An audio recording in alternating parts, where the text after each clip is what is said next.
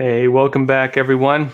So, quite a bit going on again tonight. We're going to talk about how scientists at the NIH, over 500 of them, are apparently under investigation in various forms for working both with the Chinese Communist Party or with other foreign hostile governments to the United States. A lot of what, if you've been watching the show, we've been saying is happening for a long time now. But it's interesting to see that now actual investigations are ongoing into this. And some of these things are actually being called out. You know, we saw a bit of this start to happen during the Trump administration when they were going after researchers at different universities. This is specifically the NIH now. So we'll go into this a bit more, explain what's happening right now with those investigations. Also going to be going into what's happening with the Arizona audit that's taking place right now, happening as we speak. Actually, if you go to the Epoch Times homepage, theepictimes.com, we actually have a live feed of it, and you can watch the votes being counted or reviewed, right? They're moving forward with that full audit. Also going to be going into recently declassified documents on Seth Rich, including a very, very interesting document which suggests that someone may have paid someone to have had him killed. The document is redacted, and the part on that is very vague, but it is in there. There's something on it. I'll be going into that. Lots of other stories tonight. And folks, I know I've been promising a book list for a while. I'm going to do a brief book list today as an introduction to communism series. And nothing too long. We'll just do a shorter one, kind of give a good reading list if you want a good introduction that I think will give you a real strong foundation for understanding communism, subversion, and issues like this. Now, folks, that said, good to see you all here, and happy Sunday. Yeah, Anna 5808, good to see you as well. Thank you. Florida girl, appreciate it. Thank you. Yeah, folks, you're all great. Really appreciate it. Always appreciate the support. Always appreciate the good questions. And that said, questions, please leave them in the chat. About halfway mid-mark, we'll go to some questions. So if you have questions, please leave them in the chat. We'll get into it. Hey, Tears GK, hi from Taiwan. Yeah, good stuff, man. And hopefully we'll be standing with you all there. All right, let's jump into the first story for the night. Now, first off, Epoch Times reports hundreds of scientists may be compromised by China, according to the NIH. And it says this: more than 500 U.S. federally funded scientists, i.e. taxpayer funded, i.e. you are paying them to do the research, which they're then selling to other countries, have been flagged over suspected financial ties with China and other foreign adversaries, the National Institutes of Health says. Now, as of this month, the Federal Health Agency has reached out to 90 institutions that receive government grants regarding 200 researchers.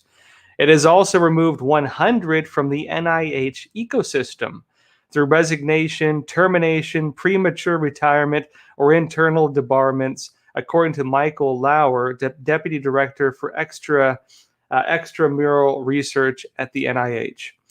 Now, it sounds like some folks are, of their own will, stepping down from their positions, of their own will, retiring early, maybe under a little bit of pressure, but some pretty serious stuff's happening. Let's go into how they're doing it, because the article actually explains some of the cases they list. It says one scenario that Lauer highlighted is when scientists set up a laboratory in China to do the same work for the Chinese regime that U.S. taxpayers are funding in the United States. We've actually talked about this before. In fact, we talked before about the Torch program. One of the programs the Chinese Communist Party uses for this, that's the kind of work they do. We talked about the 1,000 Talents program before. Another program the Chinese Communist Party uses for things like this. This is exactly what they do. You might remember some of the individuals who were exposed for being part of the 1,000 Talents program, including that professor at Harvard who made headlines last year. Or was it the year before? Yeah, last year has been kind of crazy. A lot of this was being exposed at U.S. universities. It's now reaching into the government-funded research NIH level, which is interesting to see that it's still moving on. And so again, one scenario, taxpayers in America are paying them money to do research here, and then these individuals go and set up shop in China and do the same research, i.e., they're the ones with the knowledge, they're the ones making the findings, and they're just replicating what you're paying them to do in China. That's one system for it. Another system, it says, in others, the researchers may have a business in China that leverages findings from NIH-sponsored research, which is a clear conflict of interest, they say. In other words, they may set up a business in China that may, for example, be selling technologies or selling things that they've been researching here, getting paid by taxpayers to do. In other words, they're getting paid by the CCP, very likely, in order to bring the research over to China, but they're running it under a business overseas. It says a third is when scientists claim to be dedicating 100% of their time, when in fact they're spending 50 to 60% of their time in China. And says so they are lying about how they're spending their time, and that kind of blatant lie affects the credibility and the integrity of the entire enterprise. Now, oftentimes this is when there are groups, oftentimes groups very closely tied to the Chinese Communist Party, ironically, that go after lawsuits like this. They go after investigations like this and try to frame them as racist.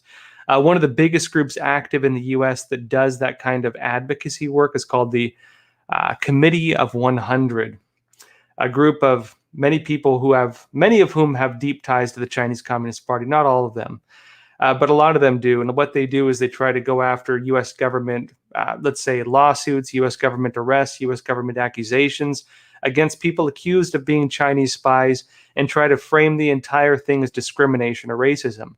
Now, I've mentioned before, I don't know so much on this show, but in other shows, the Chinese Communist Party actually has a word for that. They call it strangle you with your own systems. Now, you might have seen some of the exposed links, for example, with the Stop Asian Hate program they have, and groups that are front operations of the Chinese Communist Party promoting it. In fact, there have been several stories linking the Stop Asian Hate movement with Chinese Communist Party front organizations. And you might have noticed that Congress, they just passed this bill, trying to write into law Stop Asian Hate. But when you look into it, what does it say? Criticizing the virus based on national origin, along those lines. In other words, if you were to call the virus the China virus or the Wuhan coronavirus, these individuals might come after you for that. And again, very likely because, as I said, many of these organizations, front organizations of the Chinese Communist Party, use things like this. The phrase they use for it is strangle you with your own systems, and it's very simple. What are the cultural soft parts of a targeted country? What is considered offensive in a certain country? What's considered controversial in a certain country? And how can you weaponize those things for, let's say, subversive purpose, or for the purpose of taking down enemies, or for, suppressing narratives that may be harmful to your political interests? The Chinese Communist Party has entire programs dedicated to these forms of research. And again, the phrase they use for that is strangle you with your own systems. They don't just do it to the U.S., they do it to every country. And what's controversial in the U.S.? Well, racism is probably the most controversial topic here, which is why the Chinese Communist Party uses that, right? And then the other tactic they have for us is called the three warfares doctrine, which is legal warfare, the manipulation of legal systems, such as challenging, let's say, investigations of accused Chinese spies, I should say, claiming that's being done for racism and saying it's racial discrimination and locking it up in the courts. There's media warfare, controlling outlets of information. There's psychological warfare, playing with the narratives so that you and I can look at the same set of evidence and come to wildly different conclusions on it, right? What is the narrative that drives your conclusion, right? If, let's say, for example, if a Chinese spy gets arrested, do you perceive it as a individual being financed by the Chinese Communist Party in unconventional war on the United States? Or do you perceive it as for example, an issue of American racism, and they're just singling out Chinese Americans? right? Psychological warfare, altering the conclusions you come to when looking at the same sets of information. The Chinese Communist Party uses these things. They have programs that research these things, and they have operations that work full-time on doing these things. The United Front is one of the main organizations that does it. Groups like the Committee of 100 oftentimes do things like this. You have organizations within the Chinese Communist Party dedicated full-time to political warfare, like the it used to be called the General Political Department, for example. The branch of their military focused full-time on political warfare. This is war for them. The new branch that's under is the Strategic Support Force. But again, they just changed the names around, right? By the way, the drink tonight is chai tea, and it's quite nice. Now, let's go briefly into what's happening with the Arizona audit. Then we'll go into some more stories after that, but I want to give you all an update on that. Epoch Times reports this. It says, Trump asks Arizona governor to provide, quote, large-scale security for the 2020 election audit.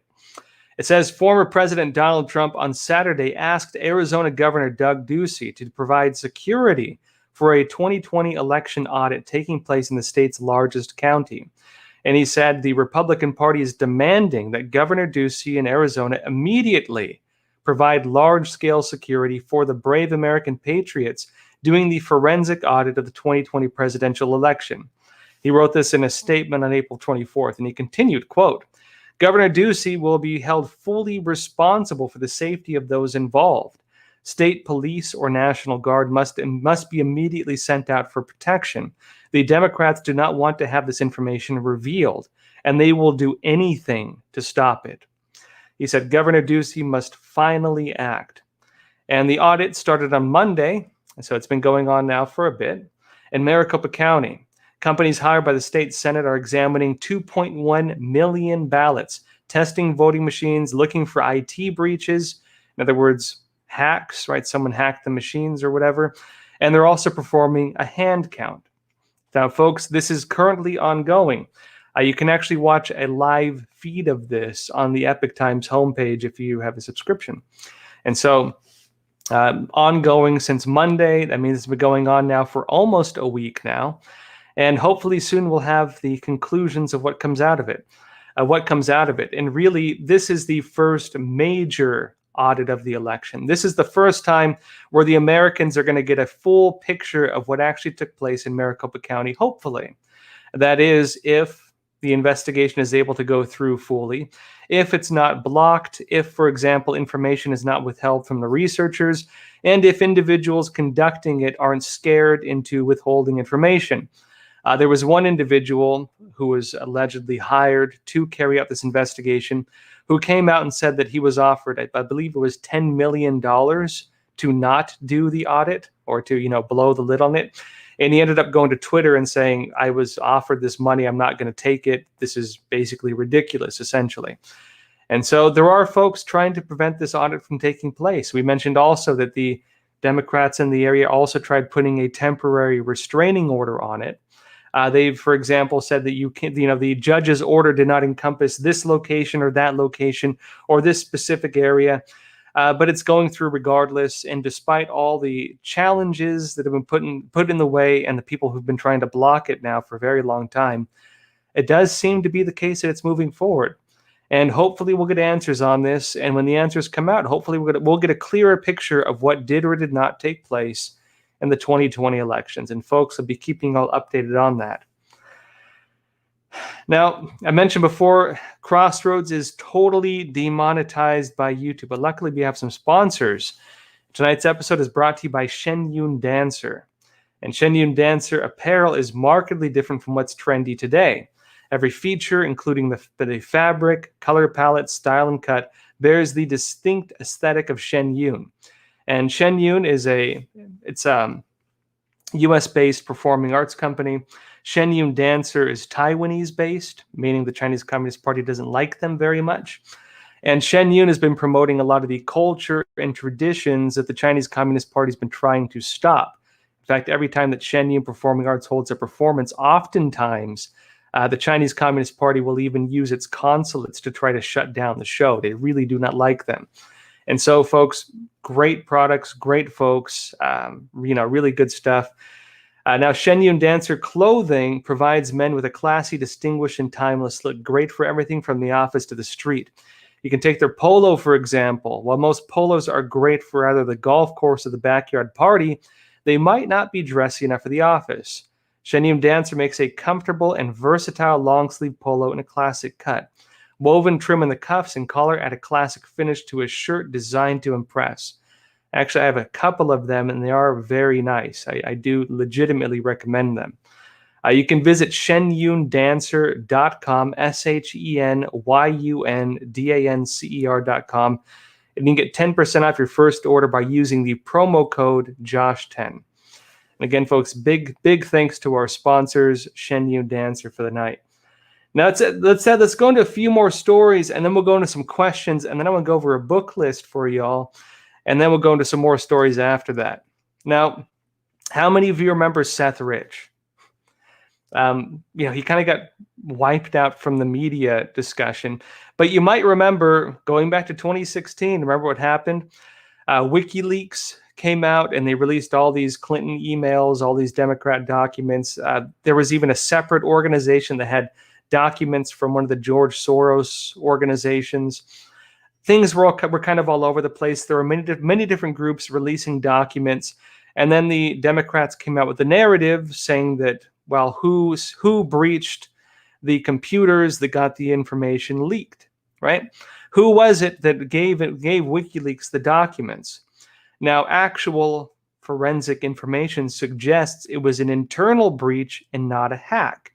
The conclusion that the Democrat servers had been hacked, which was later used by the FBI and so on, came from a cybersecurity company which apparently falsified data. They had a report talking about, I believe, Fuzzy Bear and something like that. I can't remember the name of the code names they used for it now. One of them was Fuzzy Bear, and they had another bear name. Basically, where they tried analyzing Russian breaches of Ukrainian military equipment, which turned out to be totally false. The document on it was totally false, right? Totally proven false. And the organization's findings on that, though, the same profile used in those cyber attacks, were then used by that same organization to go and say that Russia hacked the DNC servers. Turns out the FBI never actually investigated it independently, nor did any U.S. intelligence office, because they took the word of these organizations that had been hired by the Democrats to conduct the research based on information that had been proven false. And so people started questioning, well, if it wasn't hacked by Russia, who done it, right? Where'd the information come from?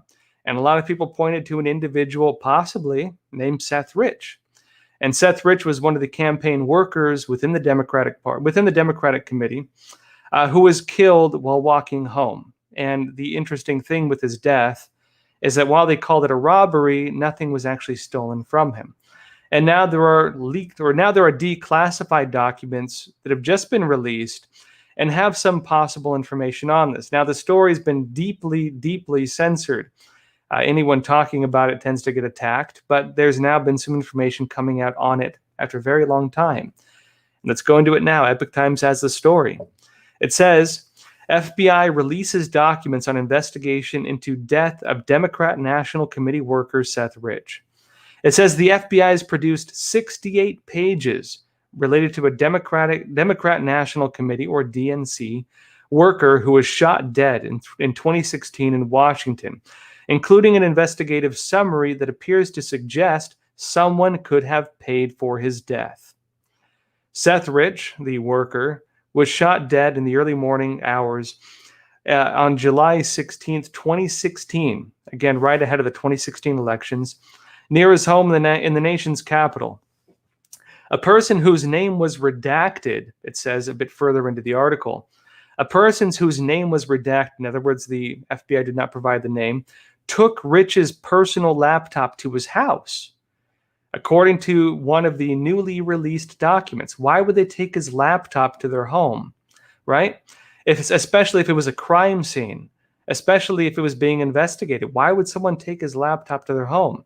Now, the page also indicates that authorities were not aware if the person deleted or changed anything on Rich's personal laptop. This seems to be pretty important information for the FBI to investigate, right? Now, the FBI came into possession of Rich's work laptop. The Bureau previously revealed. It's unclear whether this was his work laptop or a different one.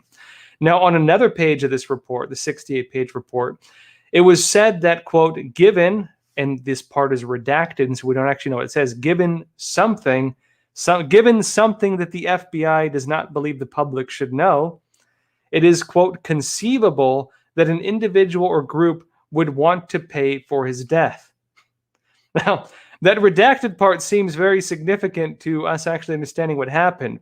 But given something the FBI won't tell us, it is conceivable that an individual or group would want to pay for his death. And that's an exact quote. Given, redacted, right? Removed. Quote, it is conceivable that an individual or group would want to pay for his death. Now, what conclusion that's based on, we don't actually know because they're not telling us this. That part is removed from the document. That part is redacted from the document. But the FBI seems to believe, again, that it is conceivable someone would want to pay for his death.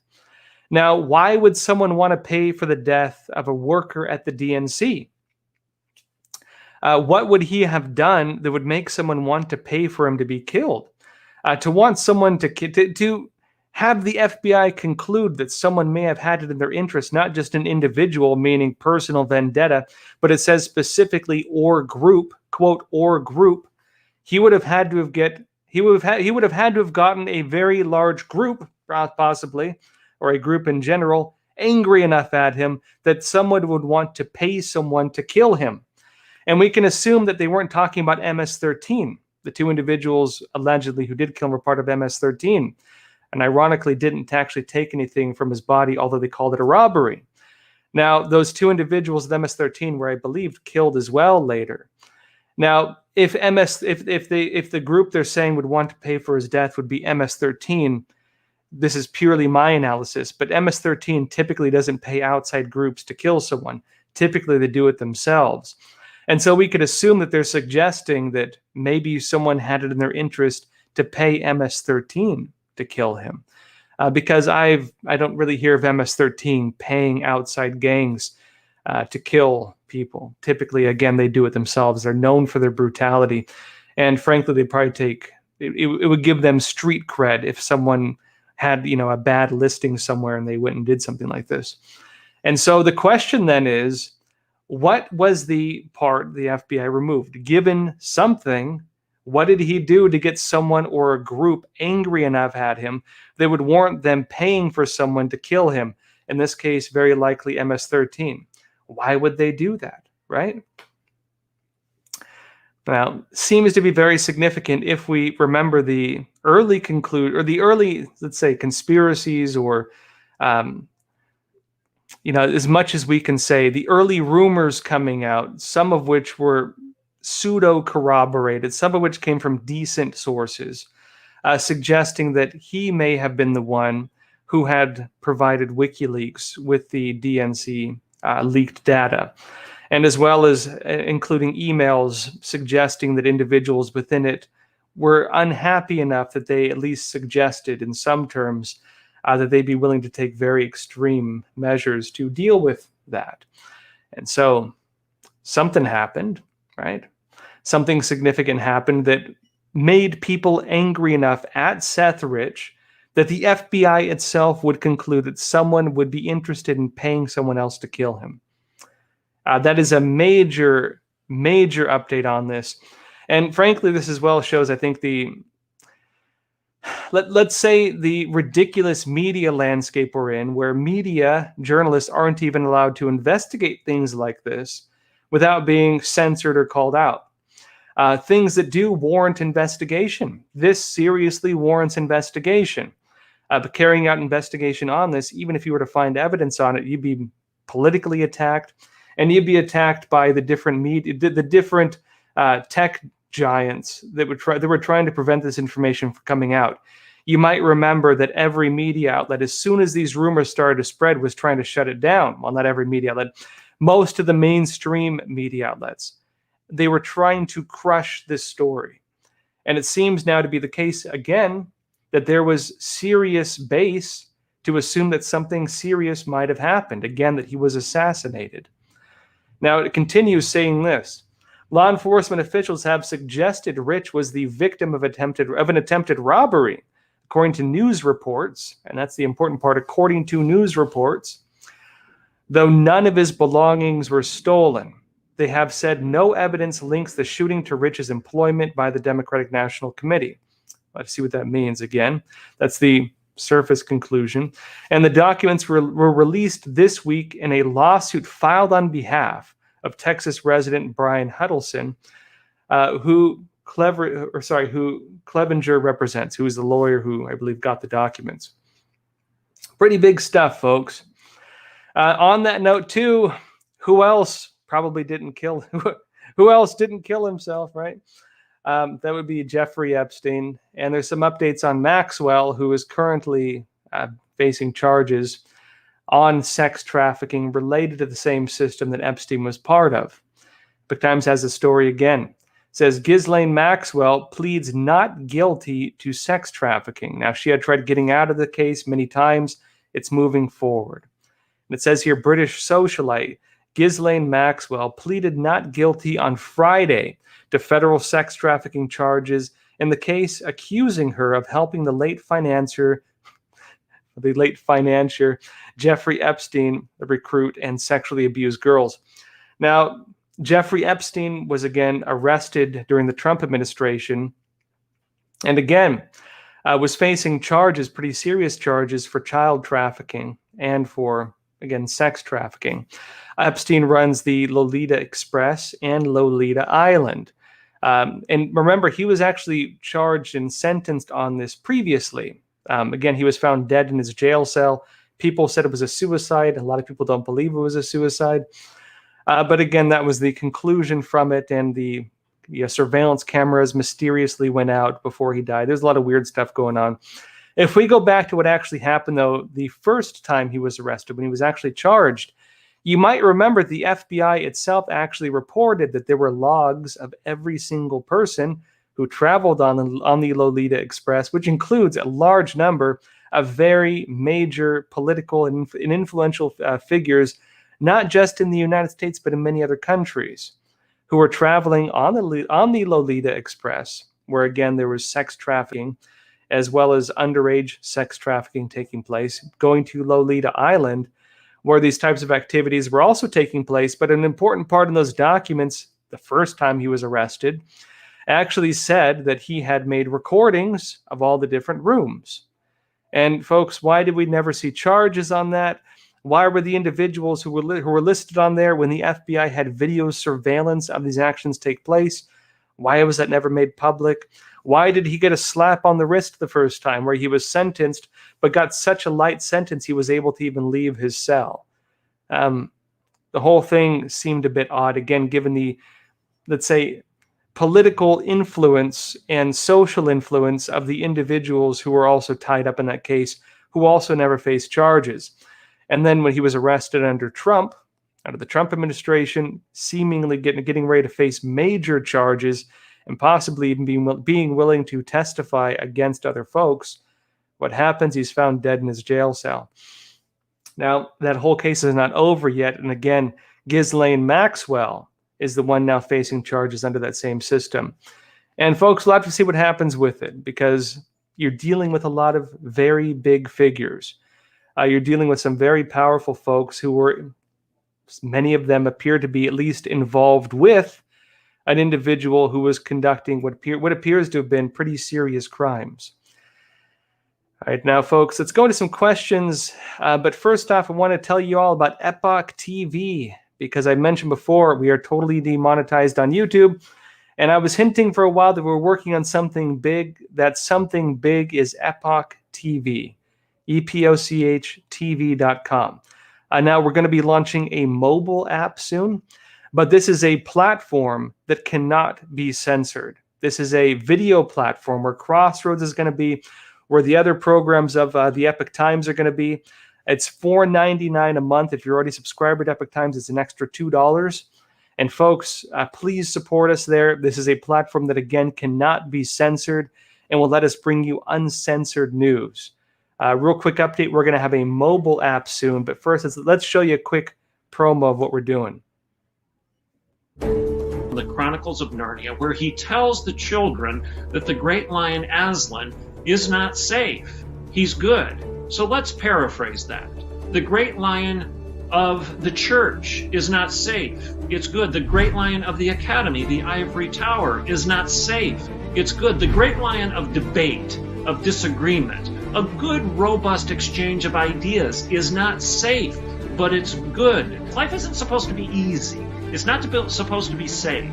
Love isn't easy. Love isn't safe. Adulthood isn't easy. It isn't safe. All of these good things of life involve that tension, that dissonance, that pressure, that iron sharpening iron, and being tested by fire. Well, folks, 2 months on now, and we are still totally demonetized by YouTube. But given the situation where we have to censor ourselves if we want to really stay on this platform and make it work, we've decided on something else, which is this. We've launched a new platform called EpicTV, EpochTV.com. And through this, we're able to publish uncensored content. News that can criticize anything we'd like, news that can talk about anything we'd like, news that can give you real information from any part of the world about any topic without having to worry whether individuals will censor it. And in this current environment where information is being controlled, where narratives are being controlled, and where anyone who steps outside the boundaries of what is the accepted narrative by the fact checkers, quote unquote, by different big tech organizations, by media organizations, and so on. This is something that we believe is needed for the modern political environment, where people should be able to call things out. People should be able to question things. This is the basis of the Fourth Estate in America. The belief, again, that media should be able to hold government power in check, and that media should be able to inform the public about the issues they should be informed about, because that is the basis of our election system. An informed public making informed decisions. If you control this system of information, you control the political system. And folks, being a media organization, we can't stand for that. And so again, we have created an uncensored platform, EpicTV.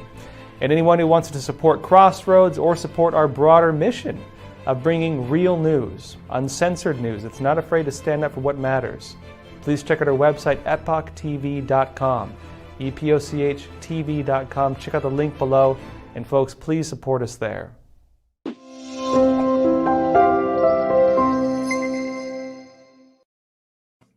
All right, folks. Now let's jump into some questions. And again, you really want to support us, please go to EpochTV.com, EpochTV.com. We're going to be adding a bunch of new shows, already good lineup. And especially check out Trevor Loudon on that note. His show Counterpunch is really good. Talks about the communist organizations and groups in the U.S. and gives a lot of insight into exactly what they're doing right now to undermine our system. Larry Elder is also great. Yanya Kellick's on there. Tiffany Meyer's on there. Some great programs. So please check it out. And folks, again, this is a way to support us in a way that can't be censored. And so really, hopefully this will grow into something much, much bigger. But already I believe it's, again, worth the cost of the latte, right? About $4.99 a month. 111 Robin asked, are you going to be live in Epoch Times TV? Yes, we are launching. We're putting together the technology for it still. We should have it very soon. But yes, we are planning to have a live function on Epoch TV. And hopefully that will be up and running within a week-ish or so. But we'll have to see depending on the tech team. It's currently being worked on.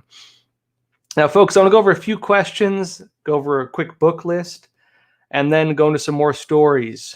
First up from Sheila Sheila Marie. He said, Joshua, is the bookshelf behind you Chinese or Japanese? Can't quite tell. It is beautiful, and does it have a history for you? Where you got it, perhaps? Actually, the bookshelves I have, there's one you can't see as well.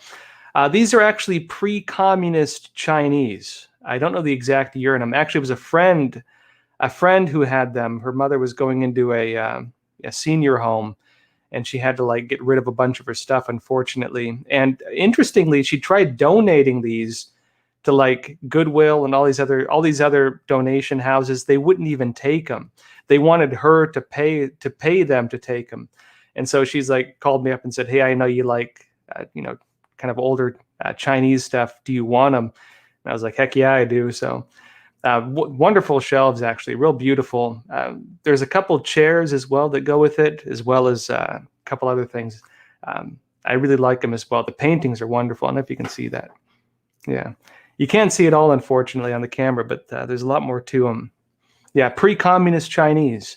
And what a pity it would have been had they gone to like Goodwill and Goodwill decided to throw them out or something, Let's see. This is from Andrew Vance. He said, "What is going on with Arizona GOP and Google deleting the list for the audit?"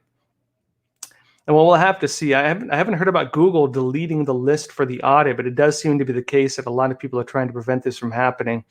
And a lot of people are trying to block a full investigation into it. I'm not sure what the GOP's involvement is, but I would say there's two different branches within the GOP currently. There's the old guard Republicans who, the Bush era types who really went more towards, again, the Democrats, right?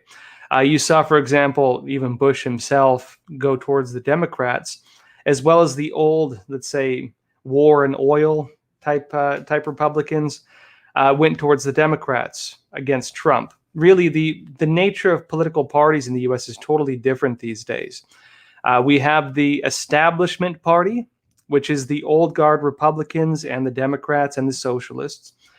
And then we have the Trump party / Patriot party / kind of Tea Party. These are the two political parties in the U.S. right now. And yes, there are still folks within the GOP who do align with that older Republican view, who seem to be working against what Trump is doing within the Republican Party. And so you do have a bit of a factional battle taking place within it. Although Trump is leading the way, and it does seem to be the case, there are individuals who have it in their interest for some reason to try to block these audits and investigations from taking place. Let's see. Next up is from MD. He said, "Interesting. You have moved your books to have disinformation front and center, subliminal." Actually, I'm going to be doing a book list in just a minute tonight, folks. We'll get into that. This is from Marie Pyle. He said, "Joshua, I won't be able to get into EpicTV. I need a computer." You should be able to access it on a phone. I assume if you're watching the show, you have some device.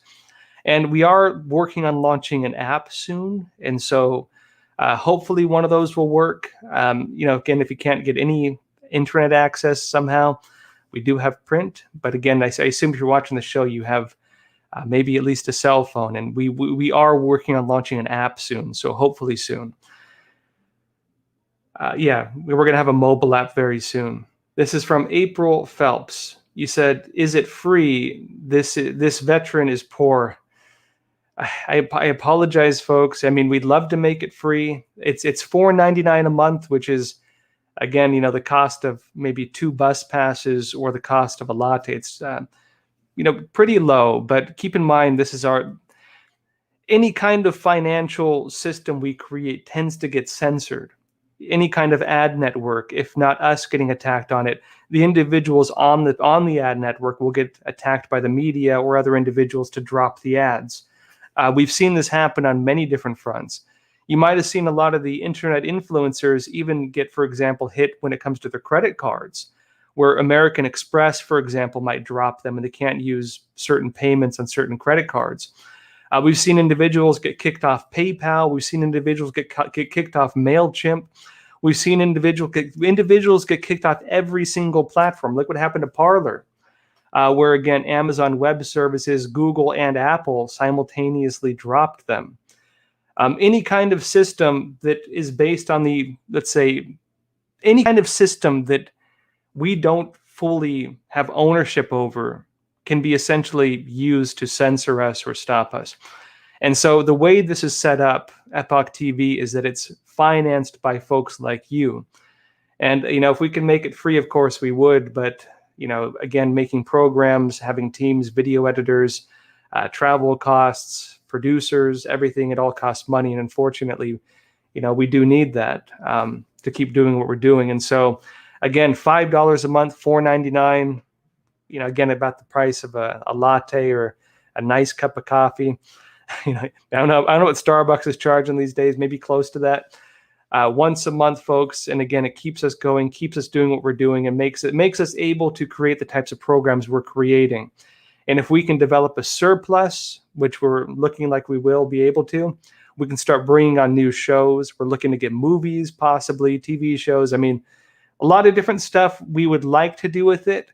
But again, that depends on how many of you folks we can get on there and how it goes. And, really, folks, if you want to support this channel, support our vision for, again, uncensored news, and maybe, the sky's a limit in terms of what we could possibly do with it, please, please, please support us there. And we will have some free videos there, of course. Not everything's going to be behind the paywall. We will have some free stuff there, so it's not all going to be like that. This is from Siam Surfi. Sorry, terrible with names, folks. I think you know me by now. He said, "How to beat China? Just wait. They're doing pretty good. Job decimating their population on their own." Yeah, and of course, they're also having a lot of issues right now with population because, the one-child policy has caught up with them.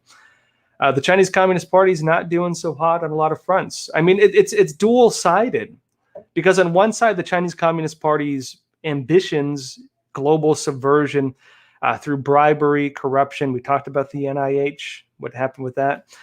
We've been talking for a long time about United Front operations, getting politicians in their pockets, getting journalists in their pockets. The last episode, we talked about some of what they're doing with journalists, for example, what they're doing to get professors and academics and researchers and scientists and influencers in their pockets. This is creating the let's say, high-level elite subversion, getting the elite of a society behind the Chinese Communist Party and promoting everything they do. But that doesn't mean that they have strength on the grassroots. That doesn't mean they have real strength. And so it looks very powerful. It looks very daunting because all the main voices of influence, or a lot of them at least, are playing according to the rules. A lot of the big corporations are, part and parcel with slave labor these days. Part and parcel with genocide these days because they're working directly with the CCP in areas where the stuff's happening, right? This is stuff that's happening right now.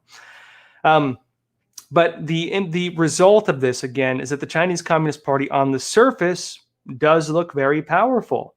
Yes, they're pulling the strings on the institutions. Yes, they're pulling the strings behind a lot of different political influencers. Yes, they're pulling the strings behind a lot of media organizations, behind businesses, behind scientists and researchers. But on the grassroots, they are actually very delicate. They're very fragile. And I said last year, I believe, in the early days of the virus outbreak, that I believe the Chinese Communist Party probably wouldn't make it much longer. I do believe that's been maybe delayed a bit. I do think we'll have to see how the Biden administration deals with them, whether they end up revitalizing them unintentionally or whether the CCP is still on its way down pretty fast. But I do think in the long term, I don't see the CCP lasting because on the social level, there are a lot of Chinese people who do not support the Chinese Communist Party, a huge number. I talked before about the Tuidang movement, Tuidang movement, under which more than 300 million Chinese people have publicly stated their resignation from the Chinese Communist Party, the Youth League, and the Young Pioneers, which are the three major the communist organizations in the country. There is a Gandhi-like uprising of Chinese people against the CCP. And this is in addition to the economic downturns they've had, in addition to the issue they have of population control and the effects of the one-child policy, where you have an aging population and people who really only support the CCP because their pensions kind of dictate that they do so. But once that starts getting hit, they're not going to be too happy about it. So again, very powerful looking on the outside, but very empty on the inside, very delicate on the inside. This is from Janice Hoover Scott. He said, do you have any intel on any scientists from Canada being flagged? We are going full board lockdown communism here. Any hope for us? So the Chinese Communist Party is just as active, doing the exact same things here in the US as they are in Canada and in Australia and in a lot of Europe as well. Typically, the way the Chinese Communist Party does things when they want to bring subversive activities to the United States, they'll test them first in Australia. And so Australia, they tend to be a bit more extreme with it, which is actually kind of blowing up in their faces, because even among the mainstream discussion in Australia, a lot of media, a lot of individuals know about the United Front and talk about it. There's been a lot of media reporting in Australia about the United Front, about politicians being bought off by the CCP and that stuff. Next, when that works in Australia, they do it in Canada. And Canada actually is a bit, I would say in some ways, a bit further ahead of the United States when it comes to going against some of this. Going back to, I believe, the late 90s or early 2000s, you had the Sidewinder Report, under which CSIS, which is kind of like the Canadian equivalent to the CIA, released this report called Sidewinder, where they actually detailed how the Chinese Communist Party was subverting Canadian politicians and Canadian politics. The same stuff they're doing in the US, they're doing in Canada. That means subverting politicians, journalists, influencers of any kind, scientists, researchers, academics, you name it. Same thing.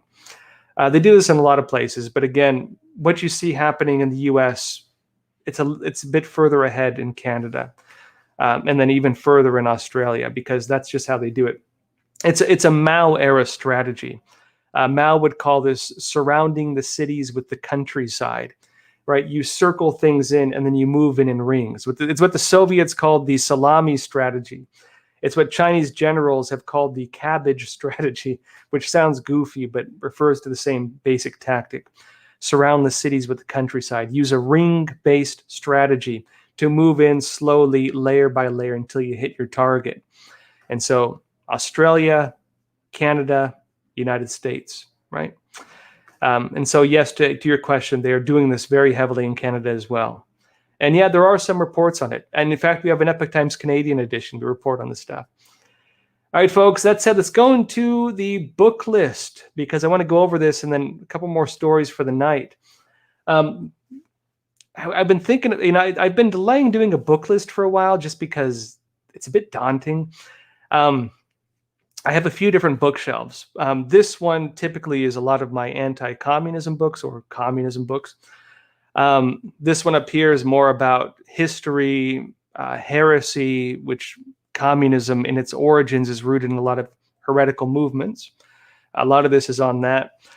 You get your Greek and Roman classics. I have more on another shelf. A lot of Chinese classics. I have other cultures, Japanese, Icelandic sagas, and so on here. And then about 3 other bookshelves aren't in the frame, so you can't see them. And so I've been wondering which ones to present to y'all, honestly. I could give great recommendations for kids' books, great recommendations on classical wisdom, but I thought it'd be most interesting to start off with what's happening now in politics. And so I put together a quick list for y'all on kind of a primer to give you a foundation, I believe, of understanding what's happening in the U.S. right now. Scott NYC said philosophy. Yes, I'm a big fan of philosophy. I even have some Young and other books here, as well as a lot of the Greek and Roman classics as well. So to start off, I would recommend these ones as a good place to start for understanding what's happening in the world right now. The first one I'd recommend is The New Totalitarians. This is by Roland, and it's, I think, a Swedish name, so it's a bit hard to say, but it's Roland, H-U-N-T, Roland Huntford, I'm sorry. What's interesting about this book is it details how the Swedish model of socialism works. Basically, they were doing social engineering tests in Sweden and created a model of kind of like cultural mediocrity, where everybody aspires to the middle. Nobody wants to rise above the middle. And it works in an area where it's kind of like everybody keeps each other down. Everybody prevents everyone else from rising up. It's almost like a culture of say, class jealousy, where if a person sticks their head out a little bit, they feel exposed and they try to bring themselves down. People don't want to aspire towards anything. They don't want to try to accomplish major things. They want to aspire towards the middle, keep their heads down, maintain the basic order, and that's just kind of how things work. And it's enforced through this kind of grassroots system where people attack people if they put their heads out. We see the same trends, the same models that were used in Sweden being replicated in the US. And the culture for this, the way they did it, this book actually lays out the whole system of how they did it, how it was tested, the methods of doing it, and how once you read it, you can see the same exact things being done in other parts of the world. In the United States, in Canada, in most parts of Europe. And it gives you a good sense of where a lot of these, snowflake cultures are heading, this safe space mentality where it's heading. Again, new totalitarians, highly recommended on it. Next, I want to recommend New Lies for Old. And this is, and Natalie Golitsyn. I always say his first name wrong. This is a classic. One of the classics on Soviet subversion. And if you want to learn about communist subversion in the US, New Lies for Old is one of the main ones. The other one would be Yuri Bezmenov. He had a great YouTube series, a great couple of YouTube videos are out there. I mean, he died before YouTube came about, unfortunately, I believe. But he did write a book under the pseudonym Thomas Schulman, which is impossible to find. I don't even have a copy of it. But you can find copies of it online. The other big one would be disinformation, which we'll get into in a bit. But Golitsyn talks about a lot of these different types of front operations, especially when they're used to create pseudo events, when they're used to create smoke screens, when they're used to create, false flags, hashtag, and how these things work. A few of you asked me before about, Q and stuff like that. And I think I replied, I don't jump to conclusions on stuff. I tend to take things with a grain of salt until I can prove or disprove it. I tend to regard things generally, as a possibility unless I can prove it. But I did say that, one of my concerns is that it would be like a trust operation, that it would be something like this. And Golitsyn actually talks about how the Soviets did something like this, Operation Trust. A lot of you may not have heard of this. And it's interesting. I'll read you a bit of this. It says, the Soviet security services was recognized, was reorganized. They renamed the OGPU. I won't get into too much, but they say a characteristic but not unique example of this technique provided by the so-called Operation Trust said innocent persons could be used by the regime in various ways. They could act as channels for disinformation. They could be blackmailed and recruited as agents, so on and so on. Basically, it says that in 1921, as the NEP was being launched, the OGPU created inside Soviet Russia a false anti-Soviet organization, the Monarchist Alliance of Central Russia, and had once been a genuine organization founded by Tsarist generals in Moscow and Leningrad, but liquidated. Basically, what you had was white Russian generals. Again, this was shortly after the Bolshevik Revolution. White Russian generals who were, according to what everyone was being told, they were told there was this league of anti-communist generals who were fighting a secret war against the communists, right? They were fighting a secret war against the communists, and everyone should get behind it because this was the battle. This was the battle of, this was the battle against the Soviets, and it was being taken care of because there was a secret war taking place between these white Russian generals and the Bolsheviks. Turns out that the Bolsheviks, the Soviets, were actually running the organization. And again, that was called Operation Trust. And so people were putting their hope in this organization that legitimately was releasing anti-communist information and saying, hey, we're fighting these guys. But it turned out they were working for them the whole time.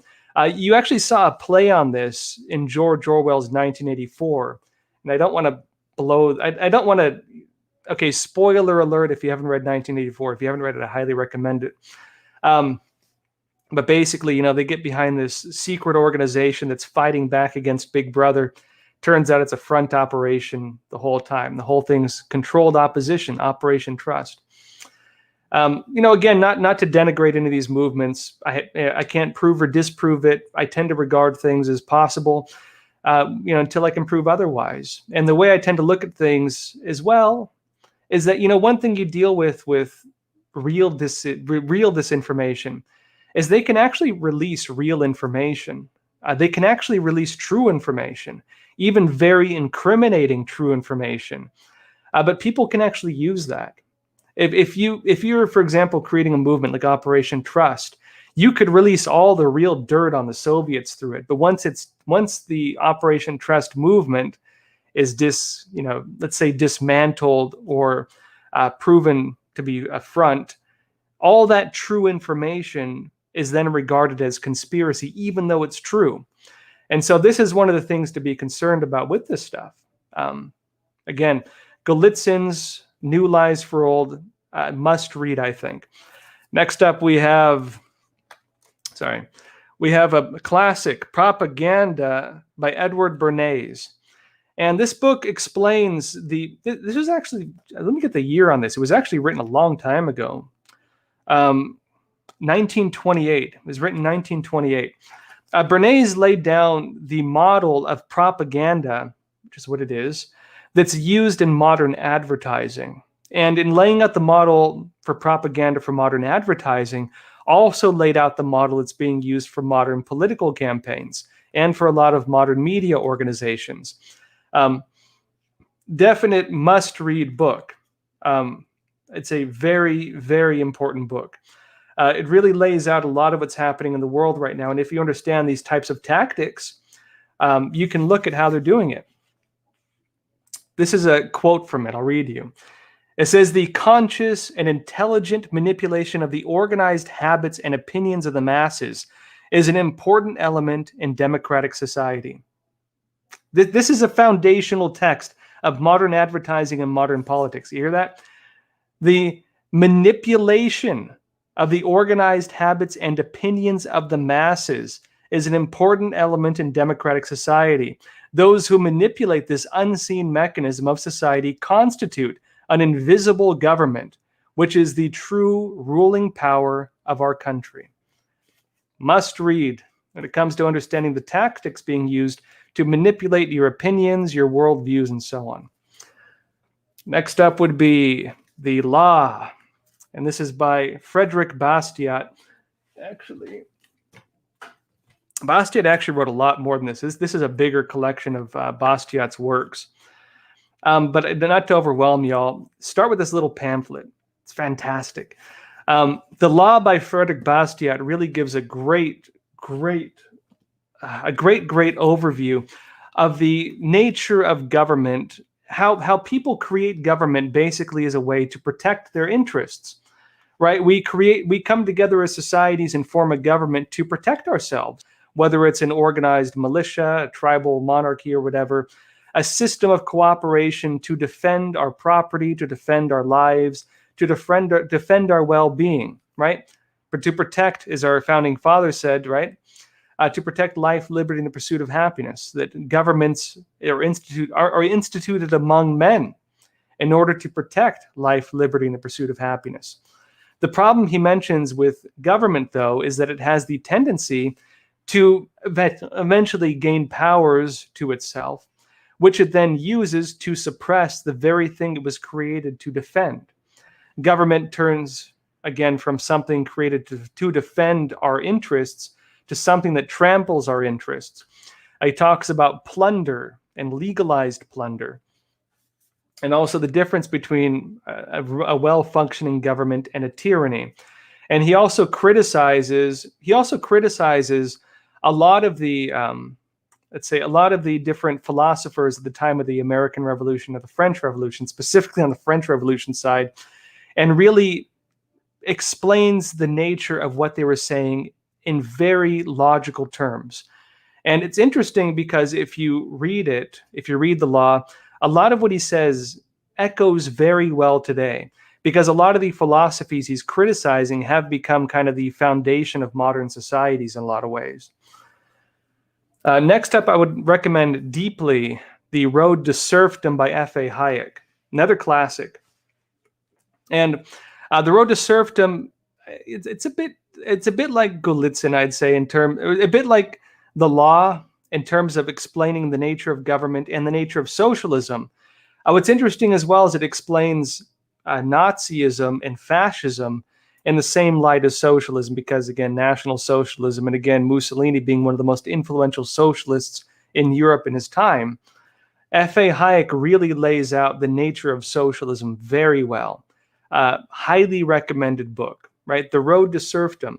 How ironically the people who talk about liberating us from servitude and stuff end up creating societies based on the principles of slavery. People enslave themselves through the rebellion to overthrow slavery. Ironically, right? Fantastic book.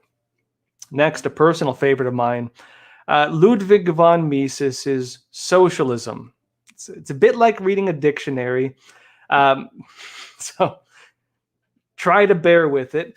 But this is probably the most comprehensive and in-depth book on the nature of socialism, what it is, how it functions, criticisms against why it doesn't work, and really at a time when a lot of the ideas of socialism were pretty much being destroyed by guys like Mises. Fantastic book. Really gives very logical reasons on why the entire socialist system doesn't work. Now, Ludwig von Mises was one of the main guys with the Austrian School of Economics, and so it is more on the economic focus. But what's interesting about Mises is that he also understood that socialism / communism were not about economics. He explains them specifically as metaphysical systems. They are like religions, they're beliefs. And actually, in the time of Mises, and even going back to the time of Marx, they were understood as such. They were understood as metaphysical theories. They were not economic theories. They were metaphysical theories. In other words, religion, right? Beyond the physical, metaphysical, and about ontology, which is kind of like the purpose of life, right? An interpretation of man's destiny. This was really what socialism and communism is. Fantastic book. Again, a bit like reading a dictionary. It's a bit heavy, but if you can bear with it, it's a wonderful book. Next up, I'd say actually this is probably my highest recommended of all of these. This is an Epoch Times series. The Spectre of Communism is Ruling Our World. You can actually we have a video series on this, I believe, on the NTD website. On the NTD YouTube channel and on the main Epoch Times channel, I believe, on YouTube. We have a whole video series on this. We also have an audio book on it. We also sell physical books on the Epoch Times website. And so you can buy the physical book. We also have the articles online. We have an audio book free online, and we also have a video series free on YouTube. But I highly recommend this. This is probably the deepest dive into the metaphysical nature of communism that I think you'll find.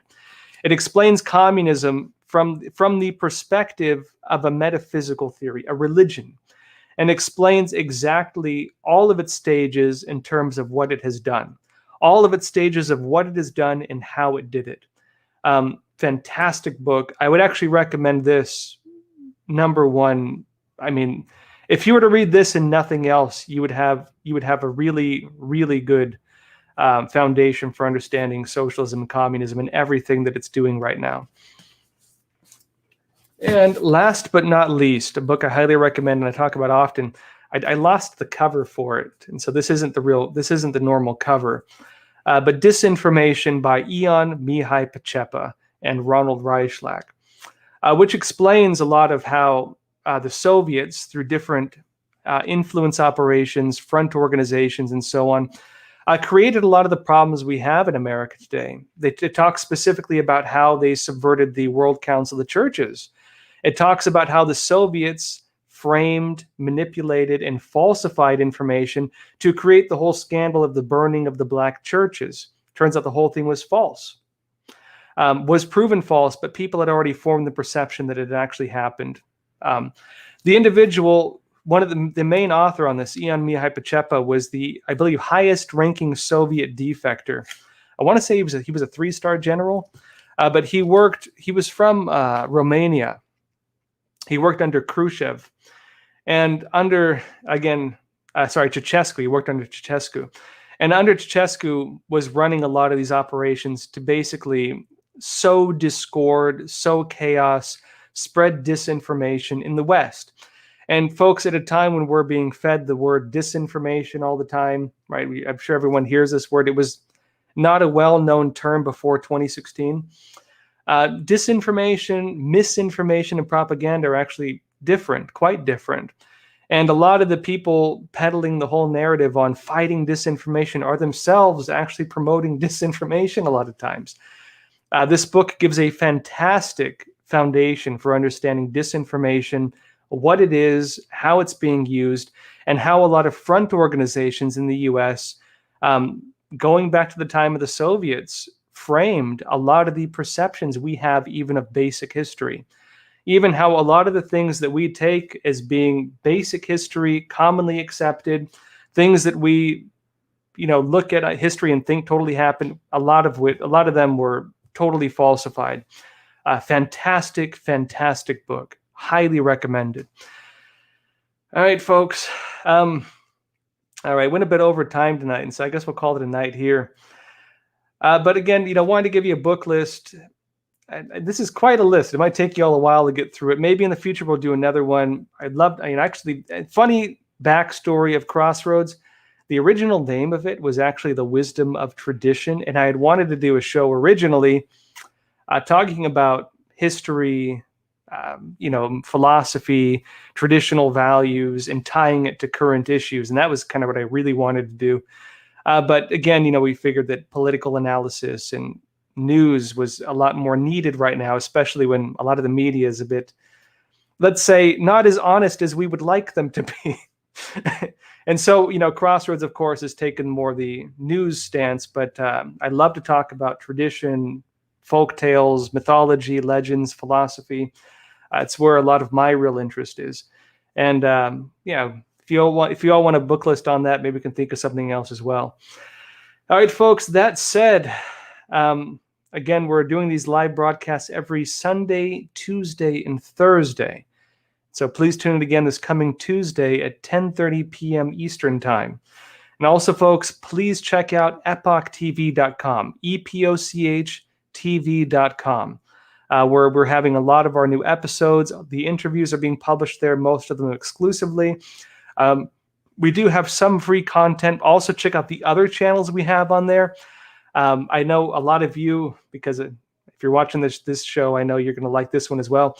Check out Trevor Loudon's Counterpunch, where he explains a lot of the different communist and socialist movements in the US and exactly what they're doing right now. He had a fantastic video just recently about how the Communist Party USA recently swore allegiance to the Chinese Communist Party and the type of operations they're doing around that. Really interesting stuff when it comes to understanding the real meat of subversion taking place in this country. Also, Larry Elder has great analysis. Really, there's some fantastic shows in there. Tiffany Meyer, she has Deep Dive. She also has China in Focus, and more just straight news. Fantastic stuff, folks. Check it out. Yeah, there's Counterpunch. Trevor Loudon, he's awesome. If you watch this show, you've seen Trevor before. Fantastic show. All right, folks, that said, as always, please take care of yourselves, stay informed, stay free. Thank you. I don't even care if this ever makes any money. I just want it to exist for my kids and my grandkids. We need a better future going forward. What were the problems you saw with children's entertainment that made you want to create this show? Well, I think some of the biggest problems that we're seeing is you don't really see free market principles taught in entertainment hardly at all. We find that people are really wanting resources to pass the values of freedom down to their kids. We as parents, who really are the primary educators of our kids, especially in the early stages, if we can kind of take responsibility for that and pass these values on down to our kids and begin to play the long game, I think there's a lot of hope for the future.